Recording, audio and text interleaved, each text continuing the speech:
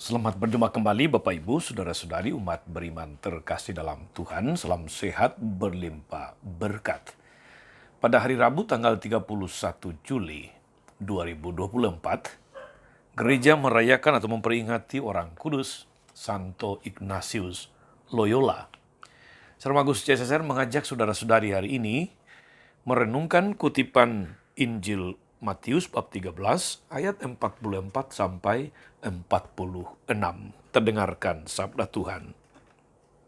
Dalam nama Bapa dan Putra dan Roh Kudus. Amin. Sekali peristiwa Yesus mengajar orang banyak.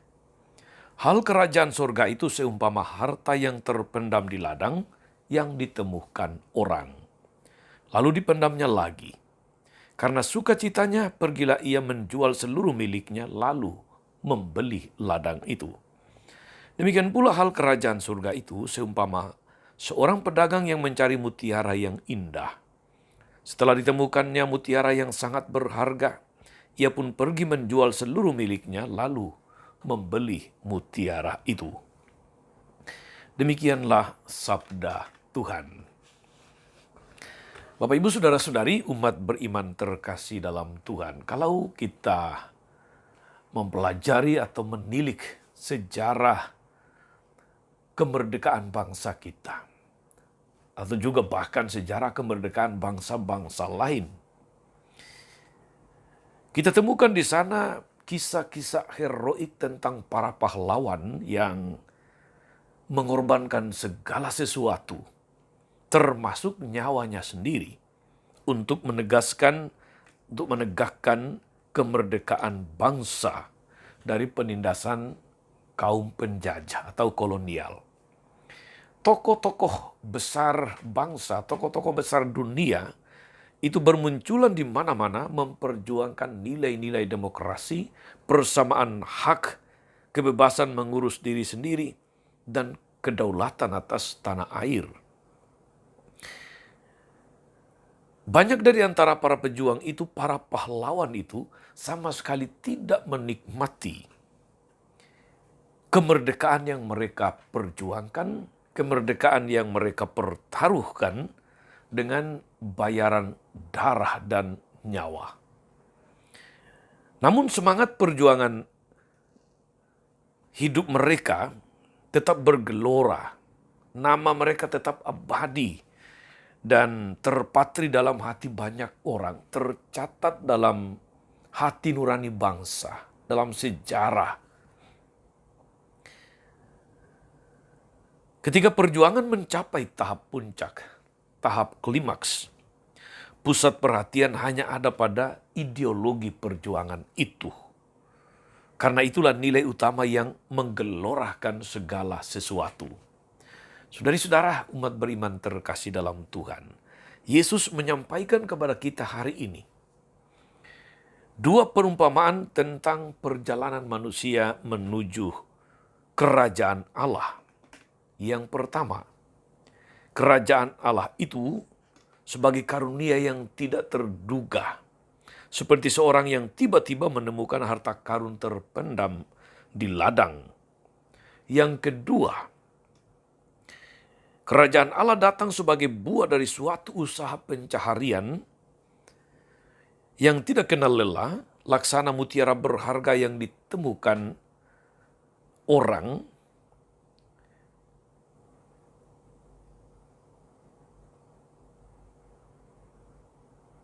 Laksana mutiara berharga yang ditemukan seorang pedagang.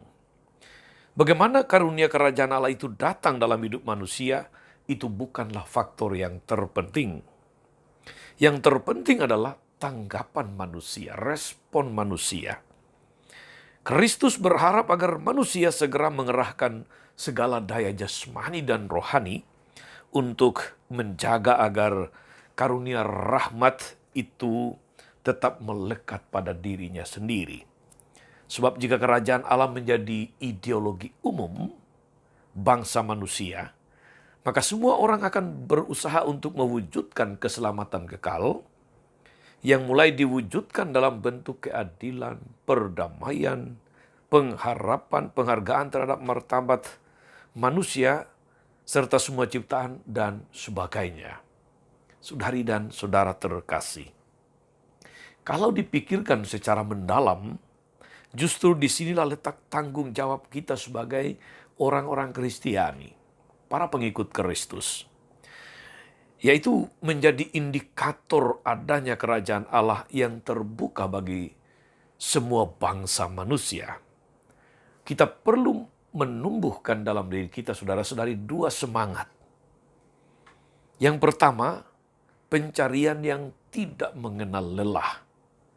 Selama kita masih hidup, iman Kristiani adalah satu siara yang berlangsung terus-menerus.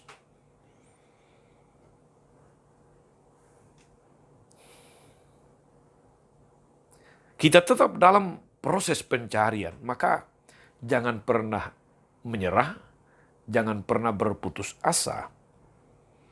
Karunia Allah begitu sering dicurahkan ke atas manusia, namun seringkali batin kita tidaklah cukup peka untuk menilai bahwa itulah karunia dari Tuhan, bahwa itulah sesuatu yang berharga yang datang dari Tuhan. Maka kita wajib selalu menegaskan kerohanian kita agar senantiasa peka membaca tanda-tanda kehadiran Tuhan di dalam hidup ini.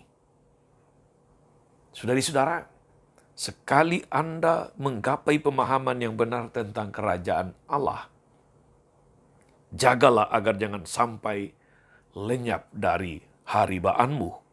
Berpeganglah pada pencerahan yang sering harus dibayar mahal.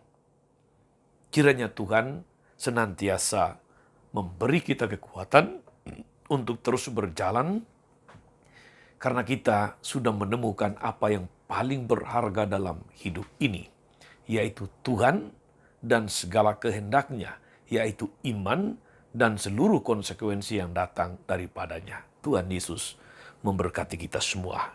Amin. Tuhan Yesus Kristus, kami bersyukur karena Engkau memanggil kami menjadi pengikut-Mu. Dalam pencarian kami menuju kepadamu, Engkau senantiasa menunjukkan kepada kami bahwa iman kami adalah harta berharga.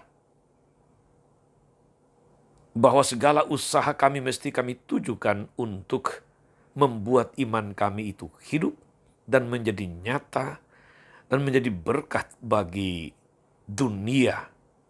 Kuatkan kami Tuhan agar senantiasa berusaha membuat harta terpendam, harta berharga yang telah Engkau berikan, boleh menjadi modal bagi kami untuk memuliakan nama-Mu yang kudus.